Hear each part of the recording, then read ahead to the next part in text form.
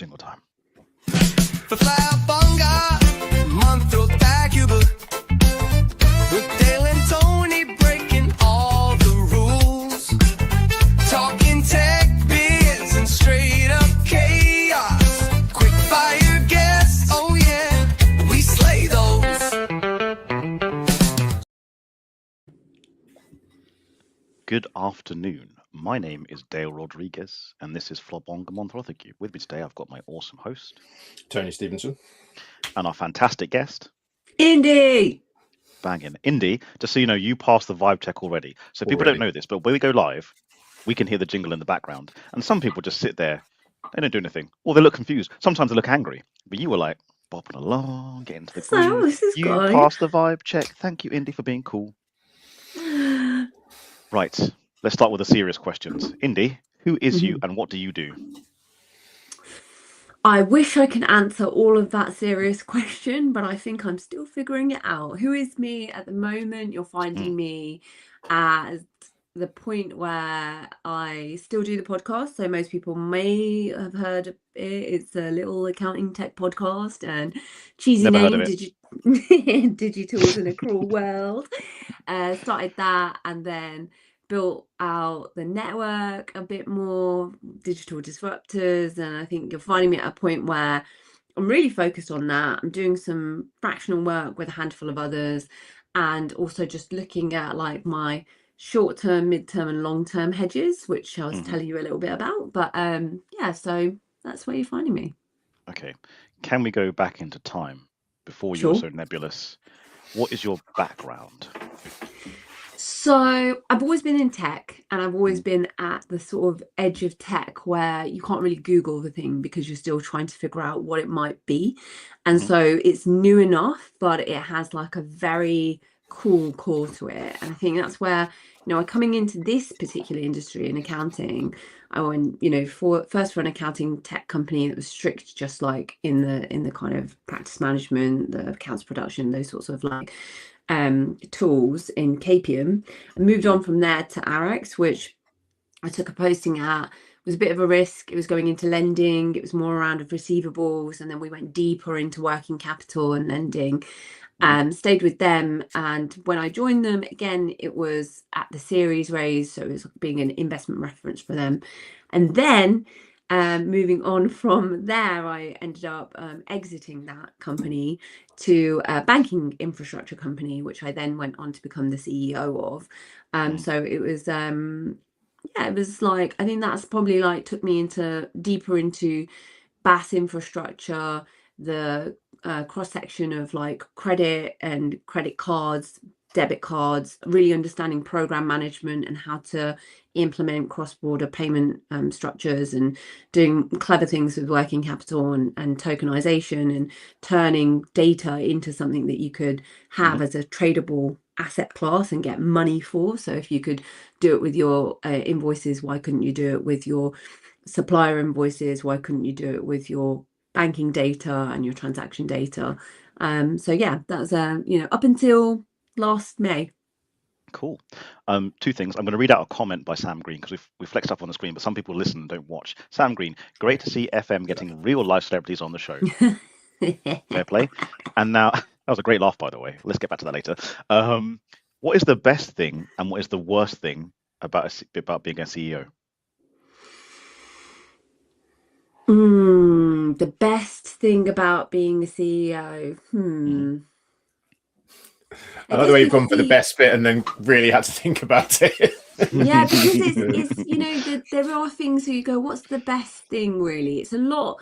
There's a lot of weight that comes with it. And I think that one of the things that, you know, provided you've got the right sort of energy and people around you, it can feel like playing the best game of tennis. So it can feel like you're really able to get into flow. And I think that's something that really depends on the circumstance. And I think, yeah, like that was really good because you can you're charting a course, you're charting a direction, you have, obviously you have a lot of stakeholders to manage. I had at Bankable shed ton, because Bankable was a 14-year-old organization that had taken on secured debt, had been running with a previous CEO that I was inheriting from. So, you know, and that also goes hand in hand with the worst thing, because you are managing that legacy and you are steeped in corporate governance, that you don't really have all of the pieces of the puzzle that have been laid out. So you're trying to track I have that a dumb down. question. Because some of our audience aren't in Yeah. the accounting, bookkeeping, or fintech space, right? Yeah. And the name is really obvious. What is Bankable? What was Or what Bankable? was Bankable? What was Bankable? Bankable Mm. was a banking infrastructure company. So if you think of companies like, you've seen these spend management companies that have, like, they issue expense cards. What you needed to do below that. So if you take your card out right now, you take your credit card and you look at the debit card, and it will say who it was issued by on the back of the card. And then you'll have a load of things that are a part of that as well. So the issuer isn't always the person that's giving you the card. You've got someone that will issue a bank account. You'll have someone that's also doing the processing of all the transactions. You'll have someone that's issuing the physical plastic and the approval of that physical plastic. You'll have someone that's doing, like, the compliance layer around that, the transactions. So all of that together makes you get this physical card and allows it to then tap and pay and stuff. So what Bankable did is they pulled all of those people together, all those vendors together, and they had one API that then allowed you to have a whole program and allowed you to issue cards, whether it was, you know, in one country, in one jurisdiction, or in cross-border. And that was what Bankable did in a nutshell. And the bet that they took on AREX was really getting the working capital piece synced up to that, so that you didn't have to rely on having, you know, someone providing the credit, for instance, that was an external third party. Instead, you could use your own working capital. You could use your own invoices or some other collateral in the business to create what would be like a hybrid bank overdraft for yourself in some way, and then link it to a card. So that was Bankable.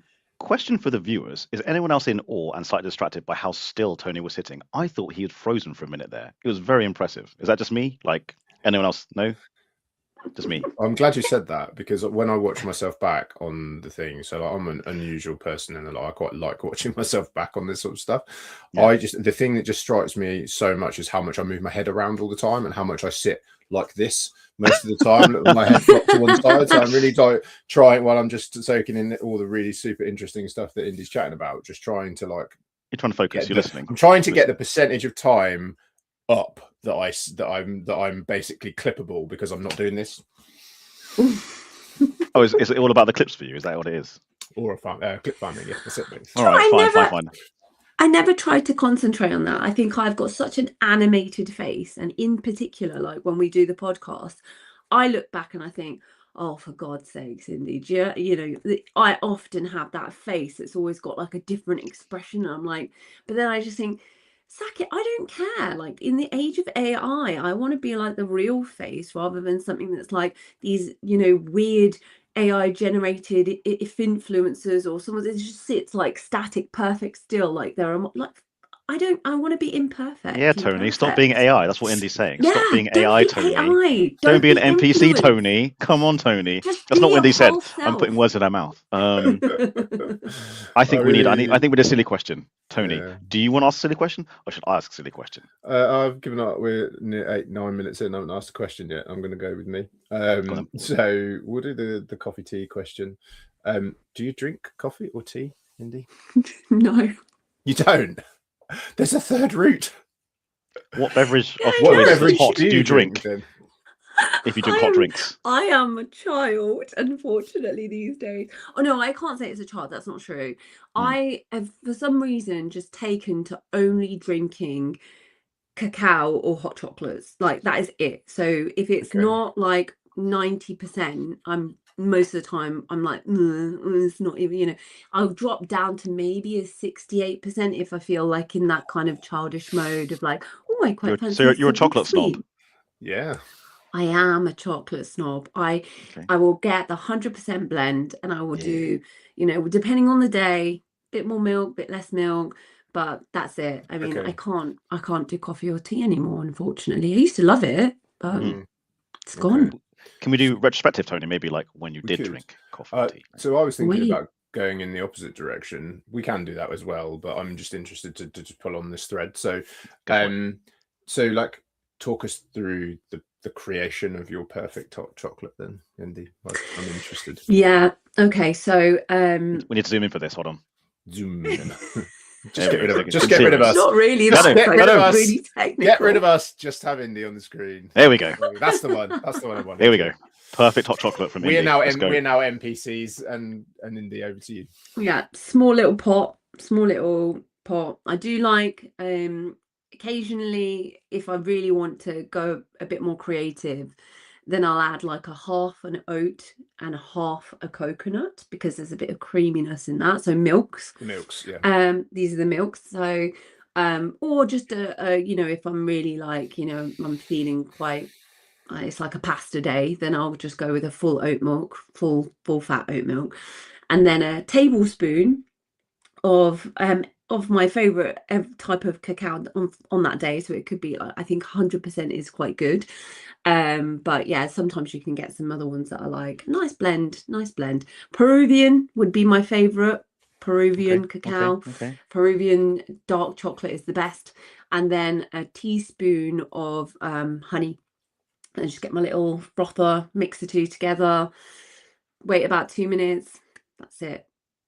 Do you have one of those, like the viral hotel chocolat velvetizer things? No, I don't do any of that, I'm afraid. I'm old school, pot and a frother, and just, I like to, that's like, because it depends on the chocolate I want to get.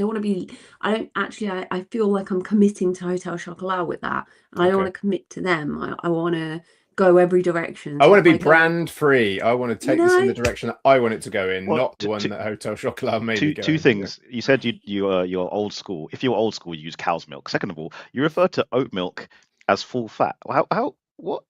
I need to learn about these milks, because I just regularly drink. Yeah, how can oat milk be full fat? First off, old school. Before the society sold you and told you that milk was okay to drink. It's delicious. Yeah. Okay. We never used to drink that much milk. Okay. If we want to go true old school, you got to go back to the farm. Maybe water. I need to see some big cows or buffaloes ever. I mean, for me, actually, in India, that's what you had. And you'd have the buffaloes and the milk, and that was old school. So we can't really, Yes, we can. We haven't. Cow's milk has definitely been drunk longer than oat milk, because oat milk can only be made through pressing through commercial processes. No, that's not true. When I was a child, my mum used to make us, she would do that back then. You'd strain it with water. It's quite simple to make, but I don't know, maybe that's a cultural thing as well. She also did, well, anyway, that we won't go into that. So I was about to say something. I'm willing to concede this point. This might be my ignorance, so you're right. This might be my lack of non-milk drinker over there. But yeah, I feel like, that's the one thing. And then I forgot your second question. So full fat oat milk. Well, how's there diet oat milk? Surely it's just oats and that's it. Yeah, oats I and think water. it's just how much you want to water it down. It's always the same way, isn't it? So how much you want to water anything down, and how much, because the thing is with some oat milks in particular, I think the way it's done is because it's with oil, and that's the point, is like, how much do you want to use of that? I'm not saying it's great for you, by the way, and that's why I think it's good to blend in the coconut or the almond milk sometimes, so you don't have so much of that. Yeah. I like so this is how the show works, right? Is we speak to people and they give us interesting insights into things that we've not thought about, or take things in a different direction. So the coffee tea question now becomes the coffee tea hot chocolate question, and has 3 prongs to it. So AI, clip that part up. Tony wants to be clipped up. Let's clip up his mistakes. A toffee or a key. Yeah. There we go. You're welcome, buddy. Also, we have amazing people on our show like yourselves who actually are very good at business, and we talk for like 10-15 minutes about business, and you give insights. What we've learned from our audience is they say they want your brain. They say they want your business acumen. They don't. They want to hear about your hot chocolate. They want to hear about who you'd punch in the face. They want to hear these things. Speaking of which, Indi, If there's one Mhm. fictional character you could punch in the face and get away with no repercussions, which fictional character would you punch in the face? Oh my God. Fictional character. Or open Oh hand my slap if you're not God. a puncher. There was this book that I read, but no one's gonna know the book, and I can't even Go niche. remember. This is a very It, niche show sometimes, so don't worry about it. yeah. It was a Tim, I want to say it was a Tim Crabbe book. I Okay. used to really like, I do this thing where I buy a book from an Mm, author and then I want to buy another book that they've Yes. written, Mhm. just to just really feel their style and how, it differs. So I bought this amazing book by Tim Crabbe called The Rider, which teaches you a lot about like the winner's mindset and trying to come first and how painful that is when you come second. And then I bought this other book by him, which I can't remember for the life of me, because clearly when I don't like something, I just suppress that really mm. deep. It's how much I hated the book that I end up, as soon as I finished it, I gave it away and I was like, you can keep this. I don't want it. I Wow. just don't want it. So I don't even remember the book name. And I keep all my books. And, in general, I do give them out, but I'll always replace them. This one I never replaced. In it, there was just this psychopath, and he was horrible, and it Mm. just scared the bejesus out of me. So I'd punch him in the face. I'd also do what he did in the book, which is to nail him shut into an abandoned house with boards over him so he could never escape. That would be it. Wow.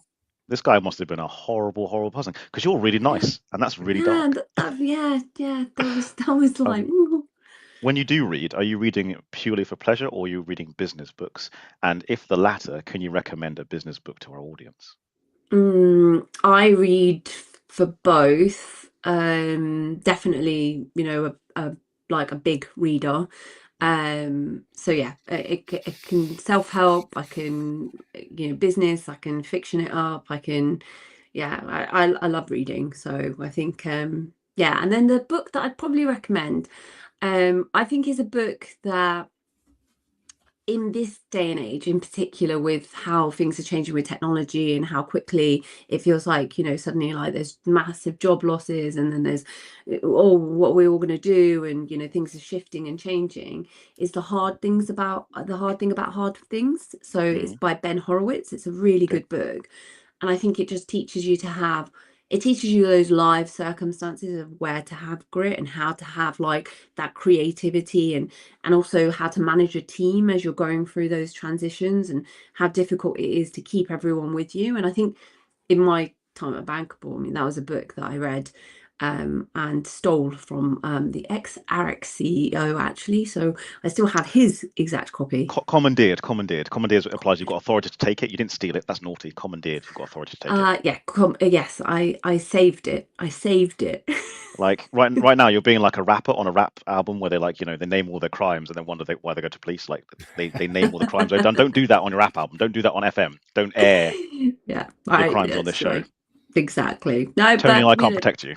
We can't. yeah, No, I And reckon I I don't know mean, about Tony, but I will never do a crime, time for a crime I didn't commit for no one. for no No one.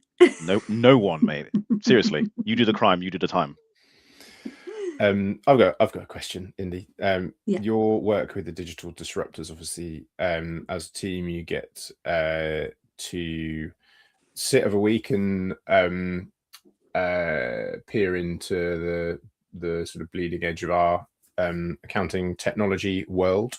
And as you alluded to, there seems to be like 20 years of change happening in 20 minutes at the moment. For the longest time, it felt like we would sort of kind of maybe not going around in circles, but sort of Yeah. having similar conversations. And all of a sudden, in the last, few months, it seems to have exploded. What's the stuff that is really interesting you at the moment? What's the stuff that you perhaps think is a bit overhyped? Like, just keen on your take, because obviously you sit with Ryan and John and your wider community of co-hosts and yarn on about this stuff. So I'm just keen on your take on it all. Yeah, I think overhyped, and there is a lot. There is a lot that's coming out in the pace of like, what is AI? And I think that bit is, for me, is just like, okay, a lot of it seems to be rinse and repeating. Oh, now we've got AI, and it will just be like some part that you're like, oh, no, it's a different type of chat, or it's something that you're just like, okay, did we really need the AI for that? I think there's some things that are interesting that we had seen happening, maybe like the bigger technologies, and that control and shift over like ownership of the data, that control and shift of access to the data, and the control and shift of knowing that they've got like years of context added to that data by accountants, and how that's going to then compress a lot of different businesses in the space that were. We were saying this, I mean, like, I think for the last few years, so many businesses, good afternoon, so many businesses that maybe don't, they were features for a long time, and they became businesses that, like, I look back at something like a Go proposal, and if it was to start now, and you'd think, would it have ever got the same valuation from Sage that it got, and the sale price, and what was made out of that in this day and age?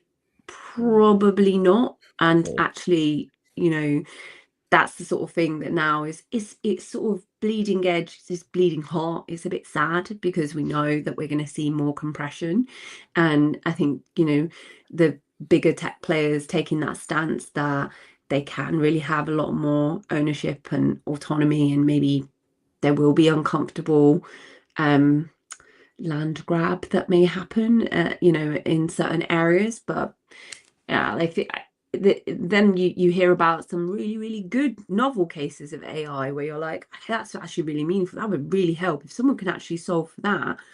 Like, we were listening and talking about a cross-border tax and how to solve for that.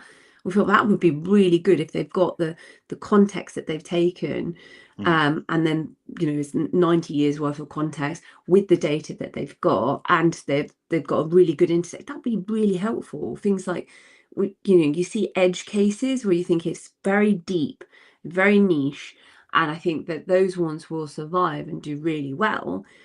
But yeah, I think for everyone else, I think that the difficulty now is seeing how the commercial model will survive for SaaS, and the commercial model will evolve, and if that's sustainable, because you're paying for an LLM to then there's some technology cost there with your technology. It's like that. It's how do you make that commercial model sustainable, where people don't want to pay in the same way that they did per seats or per this or per that.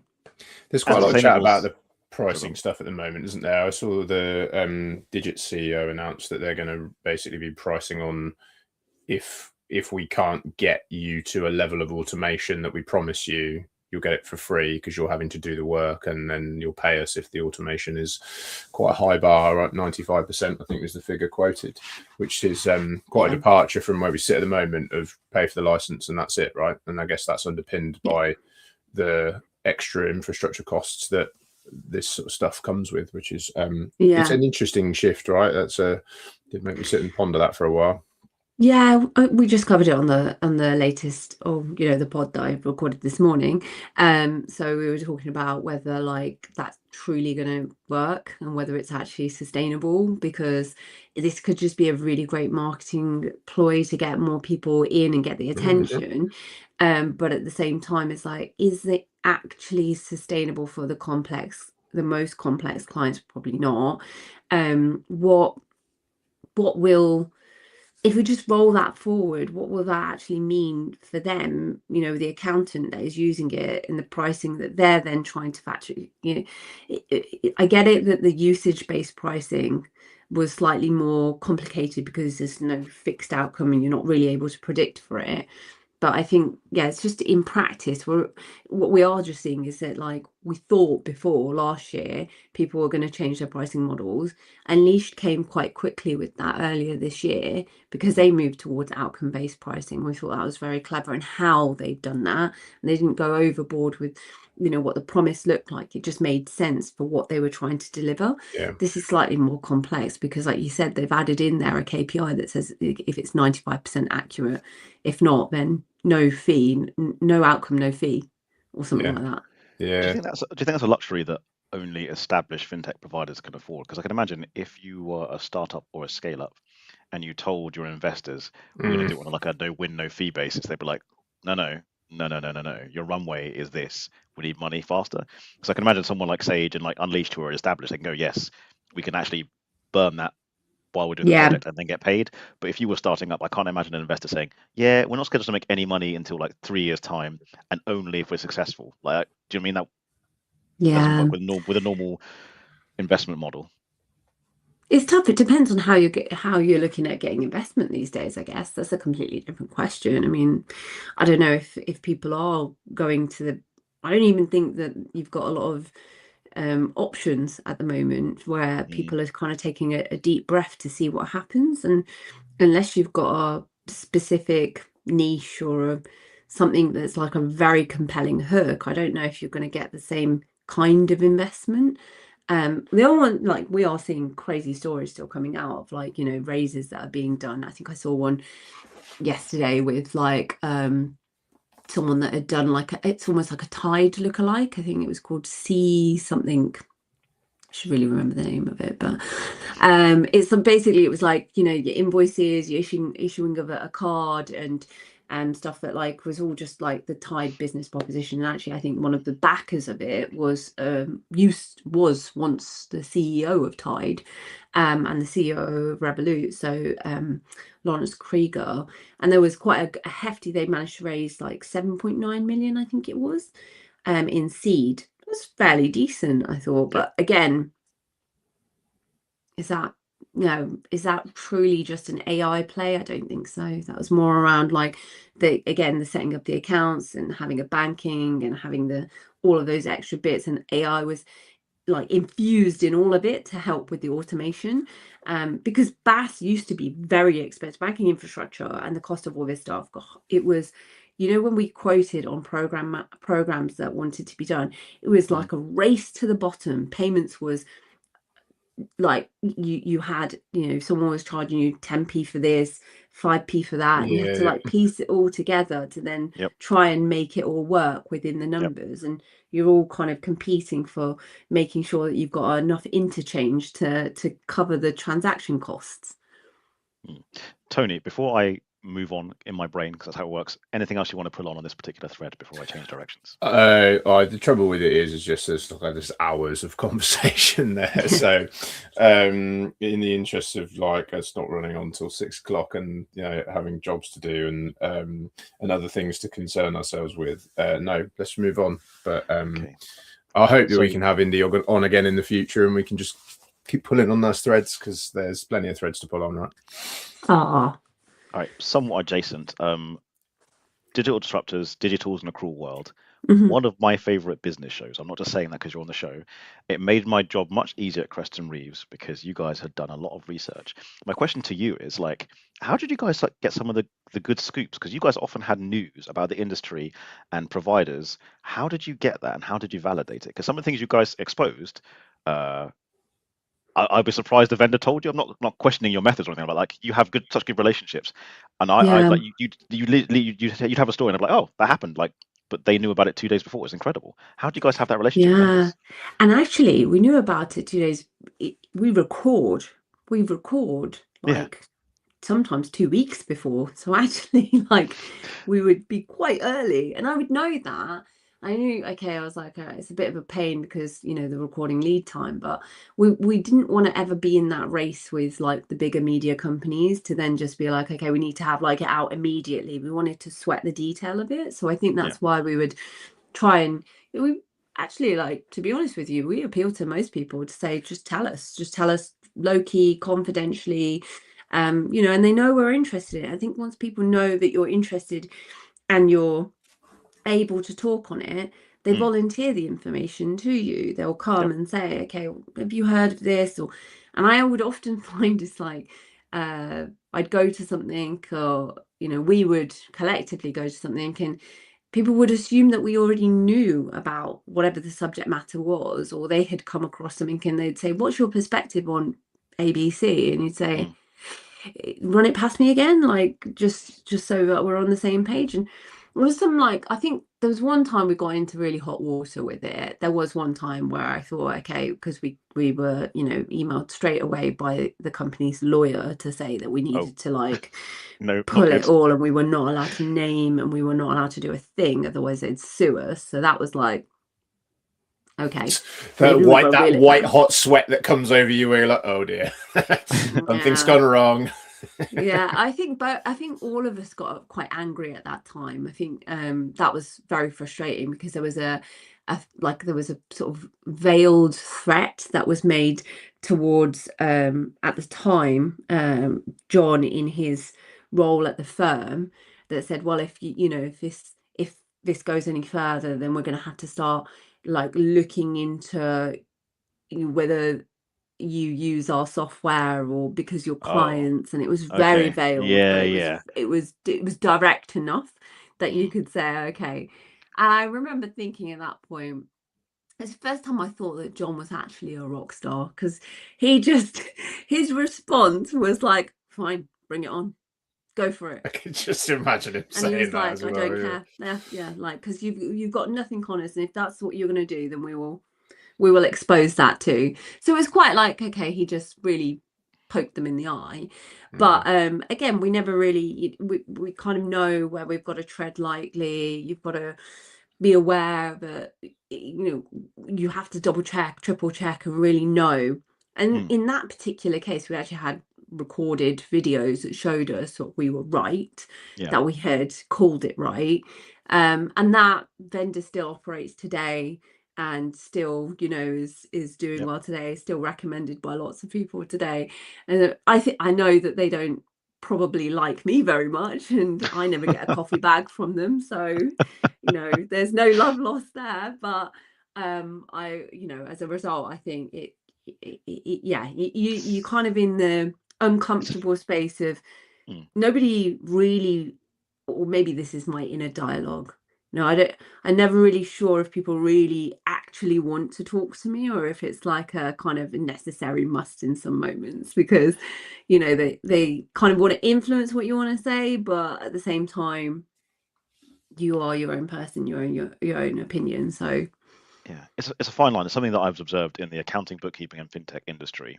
I think there are more people needed like you and the Digi team to call this stuff out. But you've also got to be careful with what you're saying, because you will have your own biases, and like you say, you've got to back up what you say with proof. One of the things that used to irk me is someone would say, I like this, and there's someone who's prolific in the industry, and lots of people like, oh, so and so says they like it, and then they all go buy it. It's like, that's a dumb way to make purchasing decisions.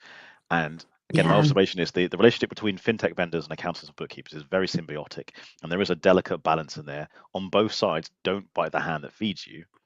But at the same time, someone actually does have to have the voice to call out some of the nonsense, which I think you guys do quite well, and respectfully as well, right? Every time I watch the show, there's evidence to what you say. It's not just, I'm John Toon and I like this. It's like, I'm John Toon, I did this, my team tested this, and Ryan thought this, and you disagree. And it's like, it gives a contrast, which I think is needed, because as you've explained, and you, Tony, explained, the SaaS industry, AI has just gone.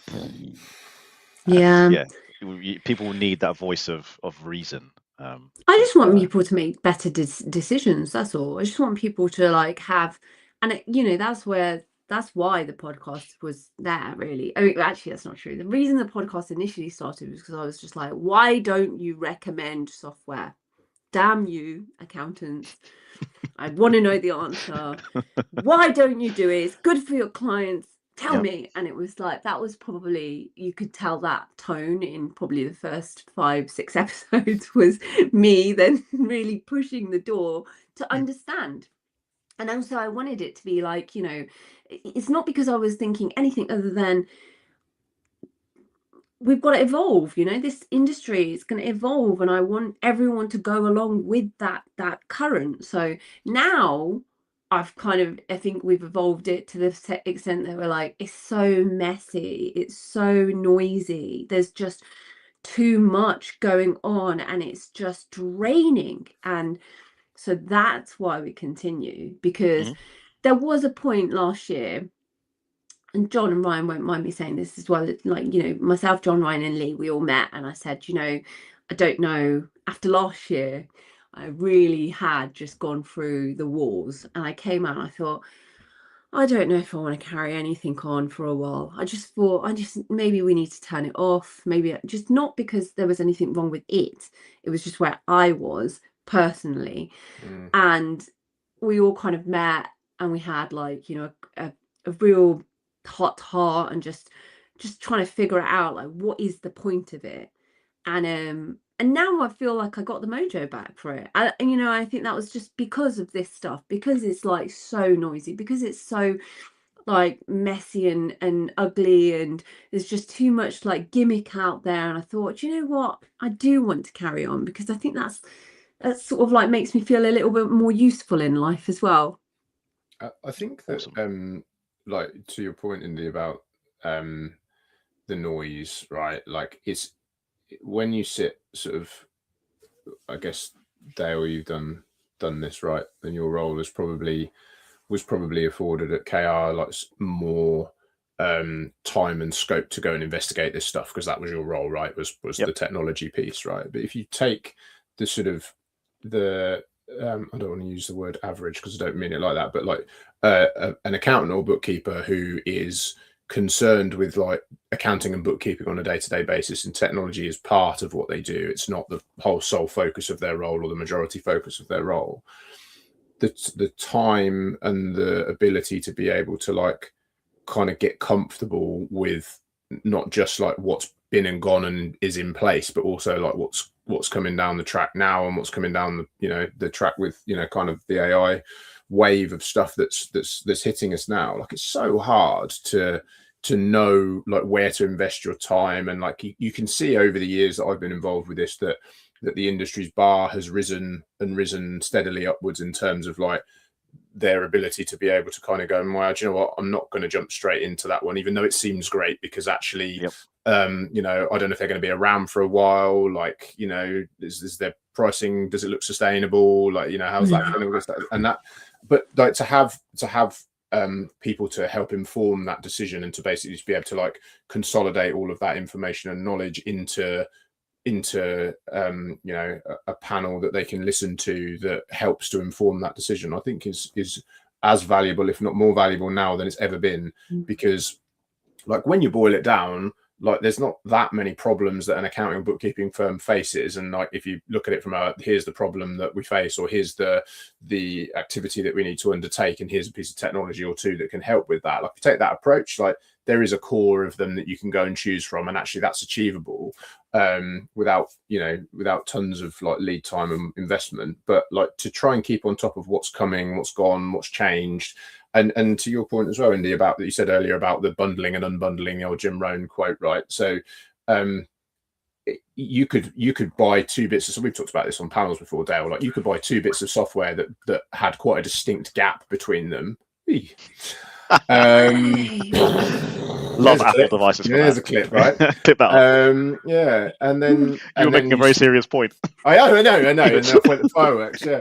And then you sort of sit there and look at it. That's just pointless, isn't it? I might as well just wind it back. She does it again. No, let's go there. You're making a very serious point about bundling and unbundling.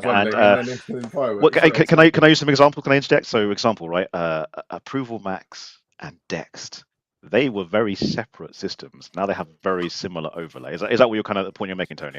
My point was that you could buy these two bits of software and then sort of like come back round in your annual review for software, if you had one, the following year, and go, oh, do you know what? Actually, there were two completely separate bits of software, and now they overlap. So I've got to make a choice. Do they overlap a sufficiently small amount that it's worth buying both subscriptions? Which one's better? Which one fits in with my workflow better? And then suddenly you're then having to kind of keep track of everything, because we all know, like, how often do you go into a piece of software, even as the people that we are, go into a piece of software and go, I'm going to go and poke around and see what new stuff I've missed in the last 6 months. Do you know who's annoyingly good at that? Do you know who's really annoyingly good at that, Tony? Who? You. Free agent. Yeah, every so often, like 3 months time, 6 months time, friends have got a new feature. I'm like, this actually works really, really well. It's very frustrating. Good job, free agent. But over the last 2 years, you guys have like literally added stuff that is like what your clients want, what the customers need, like the non-bookkeepers and accountants. It's like, and it hasn't become too nebulous just yet. It's been just the right amount. So kudos to you, Tony and free agent. I was going to tell Yeah. you, the MTD stuff we're bringing out at the moment is like so good. So Yeah. They pay you to say that. So they actually don't, like, because you know me, I don't. No, they don't pay me to say it because I do this independently, right? And you know, I don't actually talk about free agent very much on here. I know you don't. I want to give credit where it's due for there, and anyone that is listening, You know that what, hasn't checked it out, go check it out if you're an accountant or bookkeeper, because it is so good. You've earned your commission. Well done. Yeah, we cover a lot of the free agent stuff, and I think that the changes are so practical. We were literally just on the last episode that I shot with Billy, and we were talking about it. And we said, like, you know, what's so good about that is that you kind of like I think it's a warm blanket, and I think that's quite cool. Kevin said that you were just much more edgier and sharp, and I was like, you're really sharp, like on it. And I was like, well, yeah, okay. So like we have different comparisons, but both same end result, which is that like it's just sticking to the core, not trying to be too flashy, not trying to kind of like wow and you know, blow everyone away with like loads of AI gimmick chat. It's just keeping to like what actually needs to be delivered. We have been far too serious this episode. It's been too much insights. Indeed, No, been too good. actually, How dare you be that. so good and insightful? It's been too serious. And felt now I'm going to this ask you lots of silly really- questions. Indy, if you're a biscuit, what kind of biscuit you'd be that portrays your personality and why? But don't just pick your favorite biscuit. Oh, okay. Why'd you have to say the last bit? Oh, do you remember? No. Yeah, I think. Do you remember BNBNs? Yeah. Do you remember BNBN. I love a Yeah. BNBN. Love BNBN. Yeah, I think that it's like not. It's like, it's kind of like it's got like some. It's got some hard edges, but it's, you know, like a kind of soft inner middle and a very smiley face. Okay, that's a really good answer. Thank you. Okay, here's another thing that connects us all. I think we all have kids. Is that right? Yes. How do you balance work life and family life, Indy? God, I don't. I feel like I wish I could say that I try very, very hard, but it's just the same as probably most. It's a juggle, and it has been like that for years because my daughter, yeah, like I became a single parent back when she was 4, and it was just a slog. I think it was just those years of just, you know, I have a partner now, but you know, for around, you know, like 5-6 years of that was just like absolutely trying to balance, you know, every single second. And so it was just everything having to be lined up. And I remember Sundays would be the day that I just had to like hours of prep just to make sure you could get through the week.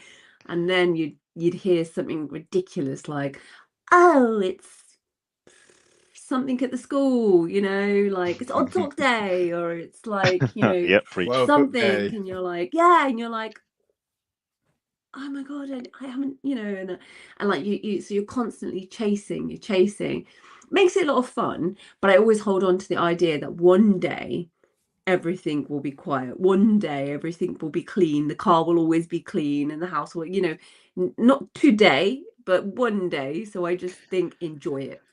Okay, question to you both. Has there been a moment where your kids or kid has said something that's made you angry and proud at the same time?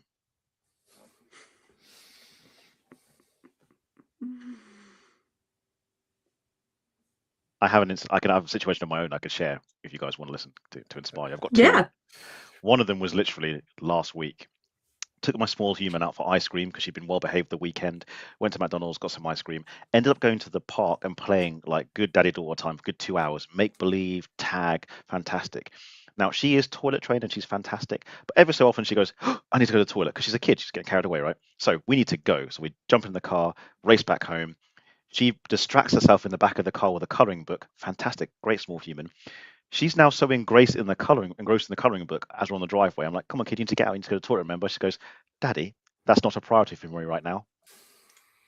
And the way she did it, Yeah, I was angry and proud because that was a fantastic line to use, but also get out of the chuffing car, like, and right, yeah, exactly. And I wanted to laugh as well because that was so That's not gangster. That was so gangster. That's not a priority for me right now. Now, I've Email never me said that about to it. her. Her mother's never said that to her. I don't know who said that, but she, and the timing she did it, and the look she gave me as well. This 6-year-old little child, she almost rolled her eyes at me. I was just like, but also amazing, and I couldn't laugh because I was being serious daddy at the moment. So, if you've had an incident like this, please share with the class.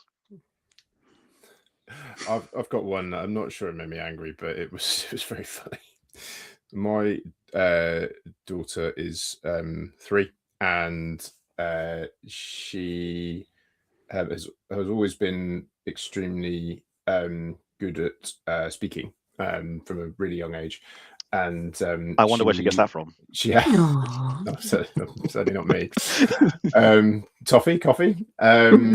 So she is also, she's got quite a high bar for like people, and she's quite disparaging about most people, and she goes to a childminder, and we were she has a little girl who is there as well, who she's never been a huge fan of, and we were talking to her one day, and I said, and she's got a cousin who's got the same name as this little girl. I won't say the name because we're not it's not her name to share, but so I said I'll use the name Sarah because it's not her name. And I said, oh, did you have a nice time with Sarah? And she went, yeah, really good. And I was like, Sarah, at the childminders, not your cousin Sarah. And she went, ugh, Sarah. she went, ugh, Sarah's a stinker. And she was 2 at the time. This was quite some time ago now, which is I couldn't. I just The savagery is and exceptional. I think it was I can't remember who it was, some comedian or something I was watching, and she was talking about her children, and she said that they used to have this rule in the house, which was basically like you could say whatever you wanted, and it could be as rude or as disrespectful or as whatever as you wanted in the house. And if you made the parent laugh with the thing, pass, got away with it.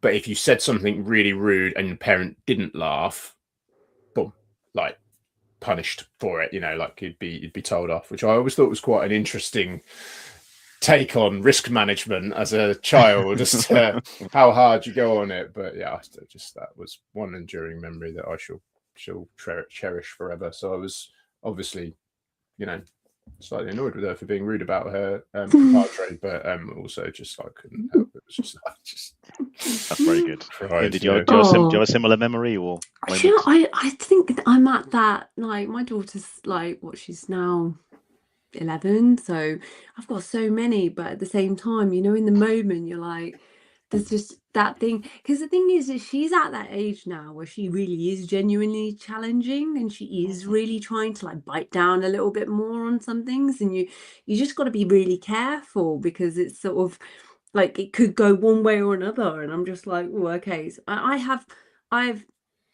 gotten to a point where I just really like tried to be really, really patient and just not react at all. So it's very much like we just keep going. We're in that dance now where we just keep going. When something's happening, it's going to keep going, until she's like, oh, you want me to do that?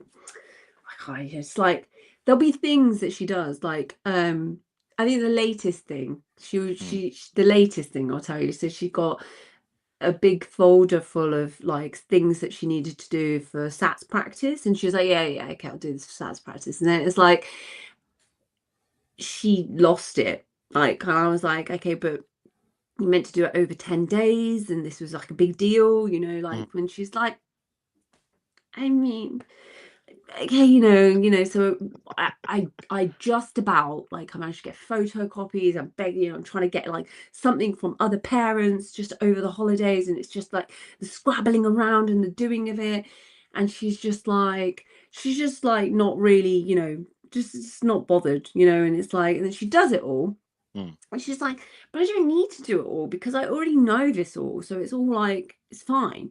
It's like, so you're gonna get straight A's then. and it's really annoying because she did get them all right, so it was just like you're watching going, but you also want to you're trying to teach her to learn how to learn, right? Not just that you know everything. Because learn how to learn, make learn an how to effort. learn. And so I Relearn say it to her, I just don't in care- case. Yeah. Yeah, I don't care about the result. I care about the effort. So I always say to her, I don't care about, and she does know that. So she does say, like, you know, I know you just care about me actually just like trying. I say, if I don't see the try, then I get upset because I'm like, you know, it's very easy to think that the board game is stacked this way and then it goes the other way. And it's, you know.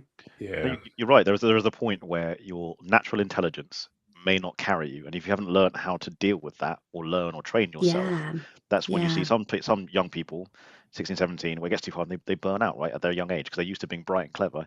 No, you're right. They have to learn the resilience to actually learn and how to learn and accept criticism. And so, yeah, 100% agree with you. Yeah. We're in the stage of like, I don't know if your kid's old enough to play. We played Junior Monopoly when she was younger. We're now playing Monopoly, and it's like, and we're not taking it easy. And No, I you've got to mean, learn the hard way. Yeah, you know, yeah. And it's like pay your rent, little one. Pay your rent. she's That's doing real life. really It's real well. life. Quite a lot. Mummy's the banker as well. She's got the expertise. Yeah. Chop, chop, Yeah, pay me. yeah. Like, go. Let's go. Yeah, no, but she's absolutely spanking. How me, frequently do you have to absolutely. use the phrase, I was the CEO of a banking infrastructure company? You know what? Actually, I did the other day when I was like, you know, because you're the bank. I give out the money, so I'm like, when they pass go 200, you know, make sure it's done. And then it was like, oh, you know, you didn't give me the 200, and I was like, she didn't actually. My partner said, you didn't give me the 200. I gave you the 200. You just forgotten. No, you didn't. Yes, I did. Count your money out. We remember what you last had, so count your money out right now. I will go hard on this. I will die on this hill. And he was like, oh.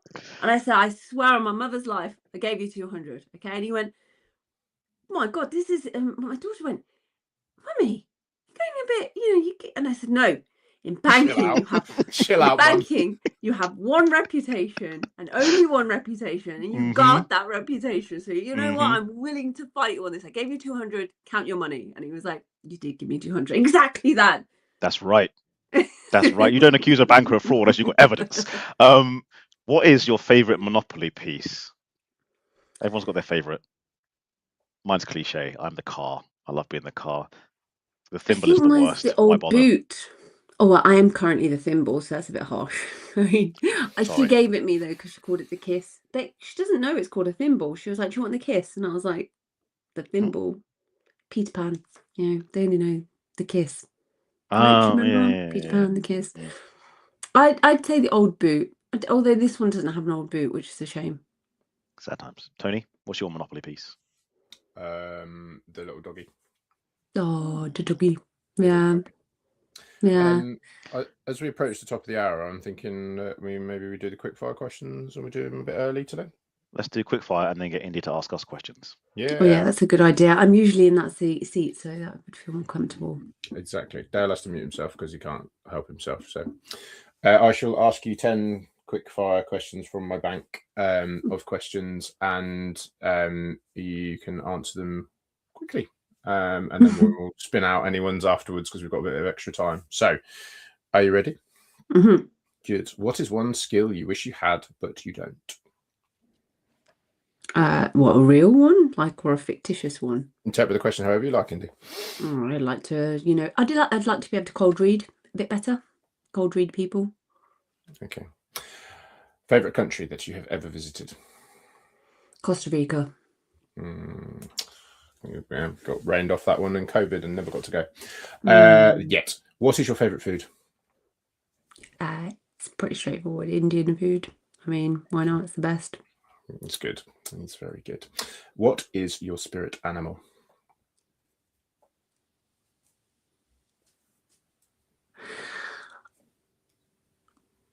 I think it's a tiger. Okay. Mine's a Yeah. wombat. Wombat, in case you're interested. What's your favorite workout? I do a lot of this walking workout, grow with Joe sort of thing on, like, actually, I think you just got to get the hours in. So it just works. Put the kid down, do something. Yeah. The book that you have recommended the most often? and I actually will recommend, I'm happy I can recommend this again. It's called Breath by James Nestor, and I recommend everyone should read it because you will guarantee yourself 8 years of life back.